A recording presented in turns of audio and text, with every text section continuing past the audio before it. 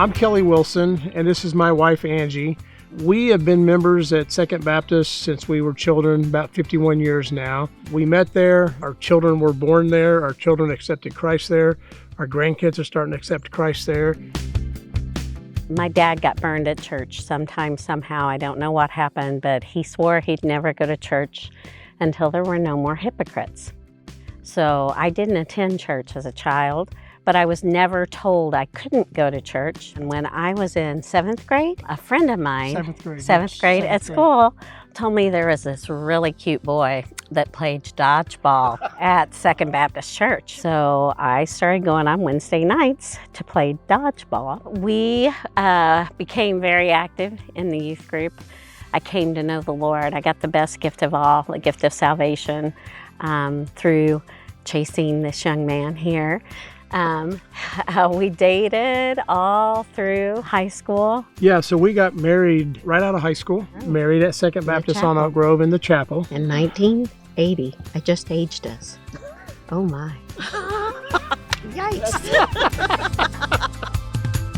Angie and I made a commitment back when we were young and married that we're not going to attend just on a Sunday. We're going to get totally involved. There's just so many opportunities to serve.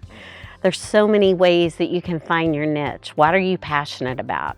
Is it about children? Is it about preschoolers? Is it about older adults? Is it about special needs? We've served in elementary, 5th and 6th grade for a couple years, and then in youth. 31 years flew by with the youth. One of the things that blesses my heart is to see former students that have gone through the youth ministry come back, bring their children. That's just, doesn't get better than that. That's part of why we love Second, is because of that multi-generational relationship that we have there. I think we were 20 and we were asked to be part of the group that came over when we just built what is now called the court. For a time, we thought it was kind of crazy. We were without a pastor. God just blessed Second immensely and just led us in the direction of, don't worry about things. I've got this. Do what I say. Be faithful, and I will reward. And he did. The old Second Baptist on Oak Grove, we had already built a new sanctuary, and we were running 2 and 3 services. We were running out of room. We didn't have the educational space. We were renting the old Oak Grove school there on Bennett and Oak Grove for student ministry. We had to find a location that had space for us to grow, to expand. You were landlocked, right? We were landlocked, yeah. We were landlocked and we had nowhere to go, and even parking was a problem. So we went out on faith and found the acreage out there on East Battlefield, and everybody really came together. They were excited to move to a new location. It was a pretty scary move because East Battlefield, there was nothing out there. Second was the first major big building, and 2 or 3 years went by and another building came up on, and then another building, and then next thing you know, we look and it's like, okay, God, this is why we're here. Look at all the stuff around us now. Moving out there on Battlefield was scary, but a good thing. The new plan that we have, even though we're not really adding any square footage, we're making a lot of changes, and it's going to look like a whole new building. Working in the connections, accessibility is huge. For instance, we had one of our former youth that came and visited with us this summer, and it took us 15 minutes to get her kids to the appropriate places. And by the time we got them here, there, and everywhere, they didn't want to walk in the small group late. You're new as it is. You don't want to walk in late. Just having the children's area all together, I think, is just huge. It's safer. Having the ABF for adults downstairs, that's just golden. It's perfect. If you've ever been waiting to pick up your kids from Sunday school or from youth or anything, what do you see? You see people standing, talking, and congregating.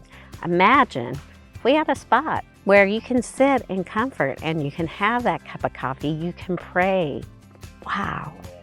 Wow. And having a spot that you could come during the week, bring some clients, bring some friends that maybe have never been inside a church. They feel the warm feeling and they think maybe that'll spark an interest. Maybe you can have a conversation with them. Maybe you can tell them why you attend Second. So that's an opening. That's another tool that you can have to share God's word to people that, they may drive by Second, but driving by a building, that's not Second. Second is the people. That's right. Second is the community. Second is the love that we share for each other and the kindness that we have for people that come in and visit.